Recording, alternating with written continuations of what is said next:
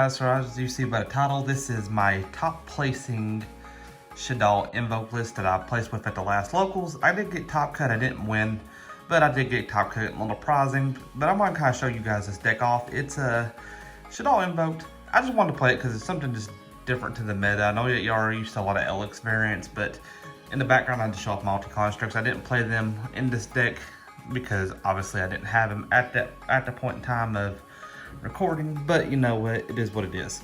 Alright guys, so let's go ahead and start out with the, as I'm going to adjust the camera here a little bit, let's go ahead and start out with the Invoked line. We're going to play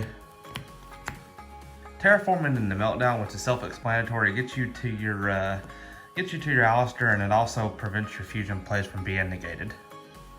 I played 2 of the Alistair to Invoker. I decided to cut this down to 2 because you have 4 ways into it, and a lot of times it's just like an extra brick in the hand because you're just really wanting to push for game. And you're running a second engine. So I just felt 2 was correct. But you can bump it to 3, it's just personal preference. And then for the Shaddoll package, I played 2 Windy, 2 Squamata, 2 Ariel, 2 Beast, 2 Hedgehog, and 1 Dragon.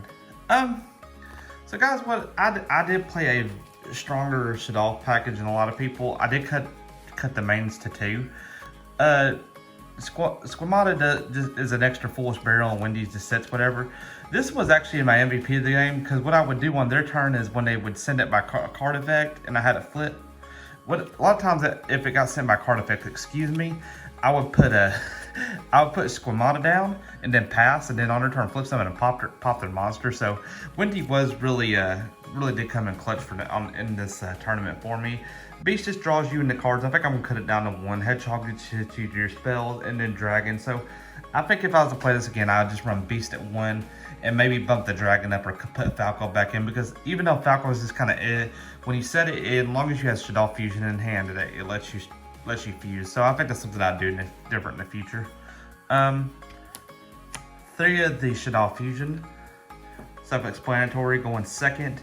It's really good. Now, what the problem with my locals meta is they don't have a lot of times they won't summons from the extra deck, and they'll T-set and pass. So as good as this card is, it's sometimes not good going second to my locals. But if you're playing this deck, max it out completely.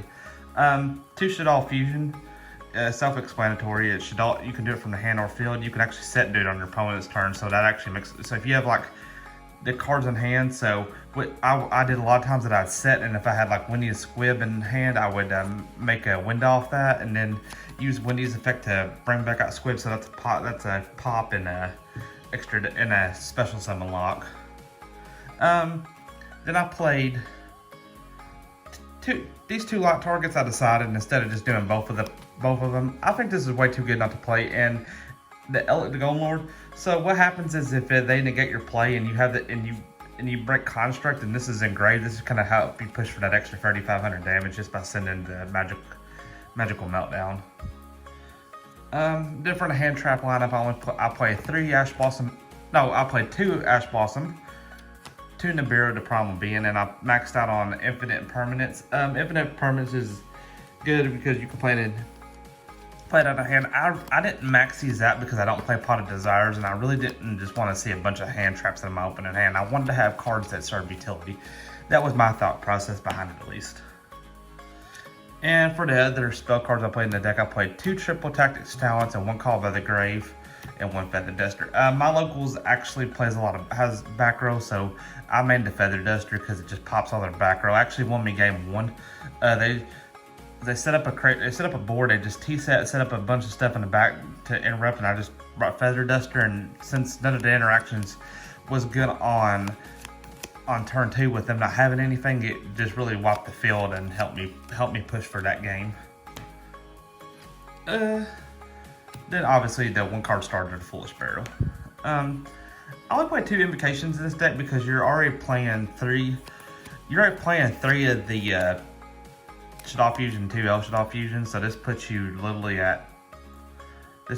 at 7 fusions, because a lot of people forget Invocation can actually go from hand. Then I played 1 of each of the traps. Self-explanatory. This turbos your card. This This just makes wind on your opponent's turn. What I really liked about it, and I know a lot of people are like scratching their head why I play 2 aerial. Aerial is really good for the fact that it, like in Elec back, I do have an Elec player in my local, so let them set their board up, and if anything, you can just force barrel their aerial and just clear your graveyard up, where they're not going to be interacting trap cards on the end phase. So that's really unique. Then probably the MVP of the tournament was my Solemn Strike. A lot of times I would just actually won against probably a player that's probably 10 times the player I am. He went to make a Kanahawk, I striked it, and he had to pass turn, and then I set up a board and he scooped. Strike is really good this format. I probably can't preach this to anybody else, but Strike is really good for this format. I definitely recommend playing in a deck or in a side deck. And then the other MVP of my day was Ash Dragon's Prison. This really just helped out a lot of stuff, and especially in the mirror. Set this and then get their Golden Lord, get the Golden Lord to get whatever and just banish it, and it foolproof. I was playing a hero player and I set this. I didn't really have the optimal way. I had set Swimada, I'd set this, and I had like maybe strikes that I can't remember. But after he made his line of play, I knew what he was doing because he was at desperation mode. He did the fusion. I let the fusion resolve, activated this, brought back one of his warriors, and then banished it, cleared his field, and he just scooped. So this card actually puts in work, and that's why I think it's actually now at a $25 price tag per copy. Glad I got mine early. And for my extra deck, I played 2 Construct, just your play starter. I know these are back here. I just got these, so I'm showcasing the ones I had. I played one on the Alkalone. In the grind, I kind of missed the second one. I was grinding out with an Invoked Dogmatika player, and the second one really would have come in clutch if I could have resolved it, but didn't have it, so there you go. 2 Winda. I found myself a lot of times siding one out, which I know Winda is good, and I know if in desperation you can make it to make the gravity controller set and then make the other one. I get that, but a lot of times I side it out for like a blowout card or something. And then gravity controller and the one way into Mechaba. Be glad when Genesis Impact comes out, because then we won't have to do this anymore. We can just play the Magistus Link. So that's going to clear up a lot of room in the extra deck for this deck. So y'all just stay tuned for that if y'all are liking this deck. The one Cross Sheep, IP Masquerena. I was playing the Dragoon package, but I just found a lot of times that having the IP Masquerena is good because you can set up on a board with Gravity Controller, the Schism set, IP Masquerena, and generally something else. But if not, the Gravity Controller can be linked off Unicorn, and when they summon, spin back, and that a lot of times will stop turns. That was my thought processor. Play one of each of these. I'm just gonna tell you guys this now. I know a lot of deck profiles are cutting the Purgatrio. Play the Purgatrio. It cost me a game not having a Purgatrio because I couldn't put out enough damage. Purgatrio should definitely be played in this deck. If anything, you can cut these 2 out for something else, or you can cut. Actually, really don't got no cut room, but you can cut these 2 out for the Purgatrio or side the Purgatrio. But whatever you do, have the Purgatrio on hand. Then I played the Selena Nexus Code Talker. This actually did come up once. I'm kind of underwhelmed with it, so I don't know if I'll keep playing it or not. Just probably do more testing with it. It can be made off three spellcasters, and then you can bring a spellcaster back, and then you get Access Code Talker.